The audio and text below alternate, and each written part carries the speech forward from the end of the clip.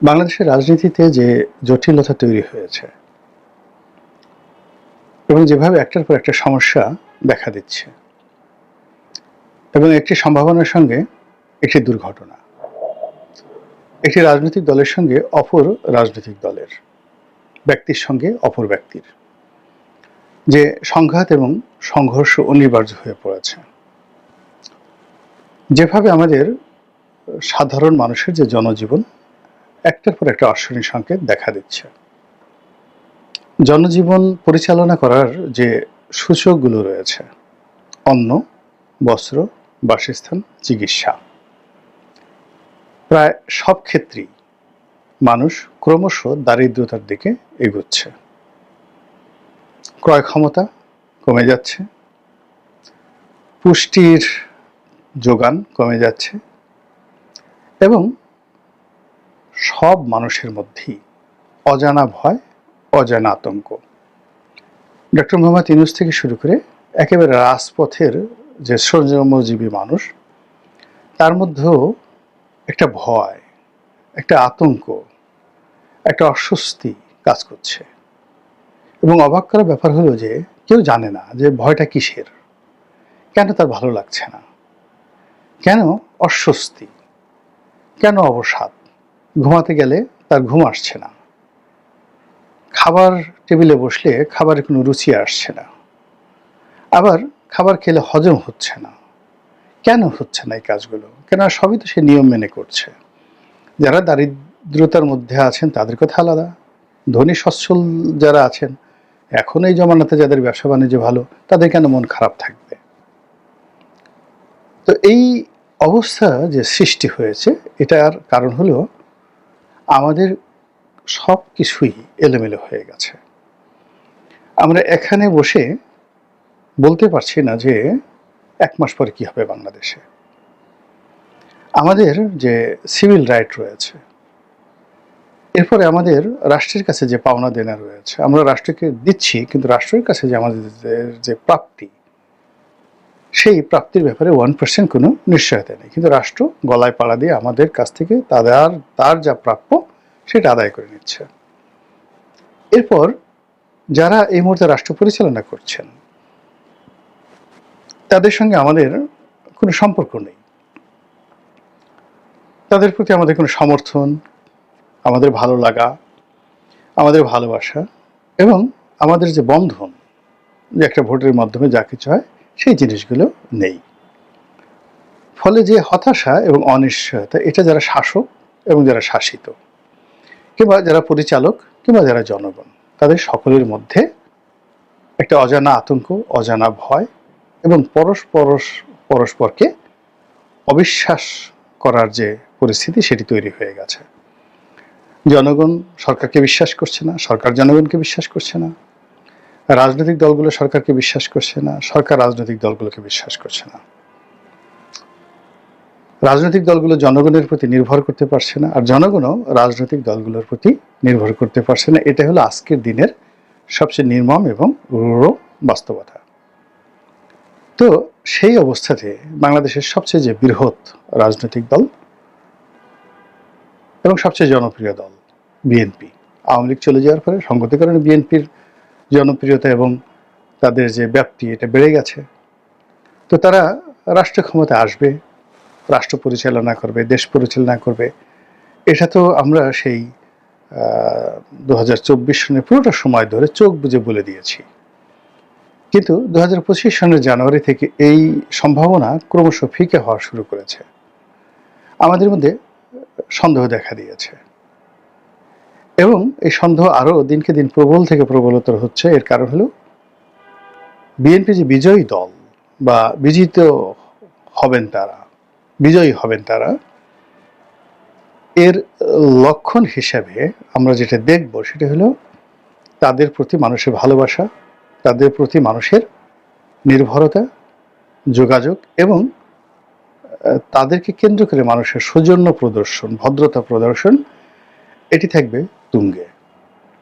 কিন্তু সেই জিনিসটি কিন্তু এখন হচ্ছে না। বিএনপির সঙ্গে প্রায় সবাই বিরোধে জড়িয়ে পড়েছে। যে আমাদের সঙ্গে বিএনপি বিরোধ, কিংস পার্টি যেগুলো রয়েছে তাদের সঙ্গে বিএনপির বিরোধ। এরপর ইসলামী দলগুলো, হেফাজত ইসলামী, তাদের সঙ্গে বিএনপির বিরোধ। চরমোনাইয়ের পীর সাহেবের যে দল ইসলামী আন্দোলন, তাদের সঙ্গে বিরোধ রয়েছে। তাহলে কি হচ্ছে, বিএনপি সম্পূর্ণ একক একটি দল। আবার অন্যদিকে ছোট ছোট রাজনৈতিক দল যারা রয়েছেন, এরকম 20 থেকে 25, এর মধ্যে অতি সম্প্রতি প্রতিষ্ঠিত হয়েছে এমন দলও রয়েছে। এই দলগুলো বার্গেনিং করছে, বিএনপির সঙ্গে বার্গেনিং করছে, জামাতের সঙ্গে করছে, এনসিপির সঙ্গে বার্গেনিং করছে। এবং এ সকল বার্গেনিং করার ক্ষেত্রে তারা ক্রমশ তাদের রেট বাড়িয়ে নিচ্ছে। তারা যাদের সাথে আলোচনা করছে টাকা নিচ্ছে, তাদের যে লজিস্টিক সাপোর্টগুলো তারা নিচ্ছে, তারপর তাদের পক্ষে কথাবার্তা বলছে, আবার একটু পরে প্রতিপক্ষের নিকট থেকে কিছু নগদ নারায়ণ পাওয়ার পর আবার তারা তাদের সেই বক্তব্য ভুলে যাচ্ছে, নতুন করে বক্তব্য দিচ্ছে। ফলে 20 থেকে 30টি যে ছোট ছোট রাজনৈতিক দল যারা লাটিমের মতো ঘুরছে, 3টি রাজনৈতিক বলয়, ডক্টর মোহাম্মদ ইউনূসের নেতৃত্বে যে কিংস পার্টি রয়েছে সেই বলয়, জামাতের নেতৃত্বে যে একটি বলয় তৈরি হয়েছে ইসলামিক দলগুলোর সেই বলয়, আরেকটি হলো বিএনপি। এই 3 জায়গাটিতে ত্রিভুজের যে 3 কোণ, সেই 3 কোণের সমষ্টি 180 ডিগ্রি। তো এই 180 ডিগ্রি বলতে বোঝায়, আপনারা তো জানেন যারা জ্যামিতি, পুরো একটা বৃত্ত, গোলাকার বৃত্ত, এটিকে ধরা হয় 360 ডিগ্রি। বিন্দুর এক প্রান্ত থেকে পুরো অপর প্রান্ত সার্কেল আকারে ঘুরে আসলে একটা বৃত্ত রচনা হয়, যেটিকে 360 ডিগ্রি বলা হয়। এটির অর্ধেক হলো 180 ডিগ্রি। যখন বলা হয় 180 ডিগ্রি, এর অর্থ যে আপনি 180 ডিগ্রি মানে সম্পূর্ণ উল্টে গেছেন, বিপরীত হয়ে গেছেন। তো ত্রিভুজের 3টি যে কোণ রয়েছে, সেই 3 কোণের সমষ্টি হলো 180 ডিগ্রি। তো এই 180 ডিগ্রি যে 3 কোণের সমষ্টি, তো এই যে রাজনীতির যে ত্রিভুজ, সেই ত্রিভুজে লাটিমের মতো যে 30-40টি দল ঘুরছে, তারা প্রথমে ধরেন সমদ্বিবাহু ত্রিভুজ মনে করলো, 2 পক্ষের কাছে গেল, এরপর তৃতীয় কোণে গেল এবং ঘুরে যখন আবার আসলো তখন তারা 180 ডিগ্রি অ্যাঙ্গেলে পুরো চেঞ্জ হয়ে গেল। প্রতিদিনই তারা এইভাবে পরিবর্তন হচ্ছে। এর ফলে কি হচ্ছে, প্রায় বড় দলগুলো যারা আছে সবাই আত্মবিশ্বাস হারিয়ে ফেলেছে। যেমন এরকম বড় বড় ঘটনা ঘটে, রাজারা তাদের নিজেদের ক্ষমতা, নিজেদের মিলিটারি, এগুলোর প্রতি নির্ভর না করে যখন সামন্ত রাজাদের উপর নির্ভর করতো অতীতে, আর সামন্ত রাজারা একটা সময় আওরঙ্গজেবের পক্ষে আসতেন, এক সময় শিবাজির পক্ষে আসতেন। সামন্ত রাজারা এক সময় ইশাখার পক্ষে আসতেন, আর এক সময় মীর জুমলার পক্ষে আসতেন, অথবা মানসিংহের পক্ষে আসতেন। তো মীর জুমলার পক্ষে যখন আসতেন তখন ইশাখা ছিল না, তার ছেলে মুশাখা ছিল নেতৃত্বে। তো এই যখন ঘটনা ঘটে তখন উভয় রাজারই মারাত্মক ক্ষতি হয়। তো এক্ষেত্রে বিএনপি তার নিজস্ব শক্তির উপর নির্ভর না করে সে যখন বন্ধু খোঁজার নামে এরকম হকার পার্টি বা হকার লীগ তাদের পিছিয়ে পিছিয়ে ঘুরছে এবং সেখানে যাকে বলা হয় শ্রম দিচ্ছে, সময় দিচ্ছে, কিন্তু টাকা দিচ্ছে না, অথবা সময়ও দিচ্ছে, শ্রম দিচ্ছে, আবার কিছু টাকাও দিচ্ছে, কিন্তু তারা যখন তার চেয়ে বেশি টাকা অন্য জায়গা থেকে পাচ্ছে মুহূর্তের মধ্যে সেগুলো ভুলে যাচ্ছে। আবার বিএনপি নতুন করে তাদেরকে দাবিদারি করা শুরু করে দিয়েছে। এর ফলে বিএনপির যে নিজস্ব যে স্ট্রেংথ, যে ক্ষমতা, সাংগঠনিক ক্ষমতা, এটা দিনকে দিন কমে যাচ্ছে। কমে যাওয়ার ফলে আপনি দেখুন এখন এই সময়টিতে মে মাসের মাঝামাঝি সময়, এরপরই জুনে গিয়ে শুরু হবে পবিত্র ঈদুল আজহা, এরপরে শুরু হবে বর্ষাকাল।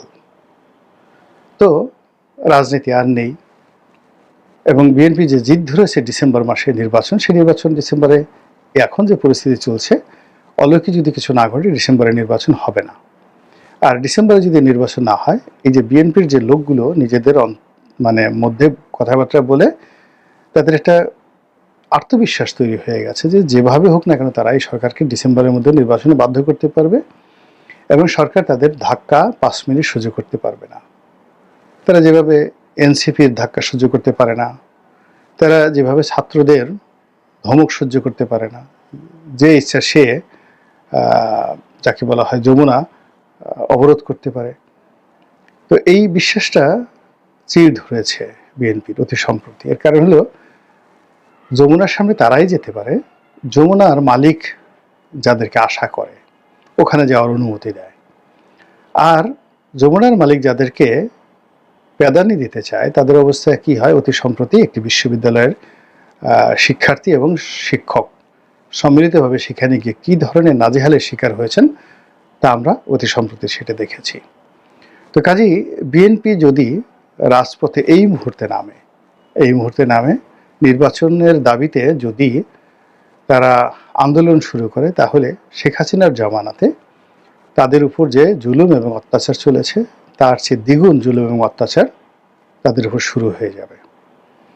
আর শেখ হাসিনার জামানাতে তাদের দৌড় দেওয়ার, আন্দোলন করার, পালানোর যে দক্ষতা ছিল সেটা এই জামানাতে এসেই গত 7-8 মাসে তার অলস হয়ে গেছে।